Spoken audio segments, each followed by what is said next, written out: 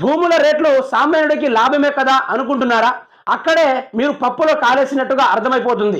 ఇదంతా రేవంత్ ప్రభుత్వం ప్రజల నెత్తిన పన్నుల భారం మోపే వ్యవహారం. రిజిస్ట్రేషన్ ఛార్జీలు పెంపితే ప్రజలు నుంచి వ్యతిరేకత వస్తుంది. కాబట్టి భూముల మార్కెట్ వాల్యూని పెంచితే ఆటోమేటిక్గా రిజిస్ట్రేషన్ ఛార్జీలు గతంలో కంటే ఎక్కువ అవుతాయి. అందుకని జనానికి భూముల విలువ పెంపుతున్నామని చెబుతూ రిజిస్ట్రేషన్ ఛార్జీలు పెంచేసే పనిలో ఉంది రేవంత్ సర్కారు. ఆహా, ఇప్పుడు అర్థమైంది కదా రైతులకు, అందరికి అర్థమైంది కదా.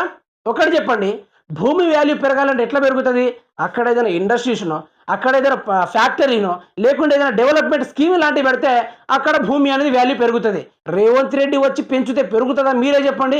కంచెర భూమి ఉంది, భూములు మొత్తం వేల కోట్ల రూపాయలకు పోతుంది అంటే పోద్దా? పోదు.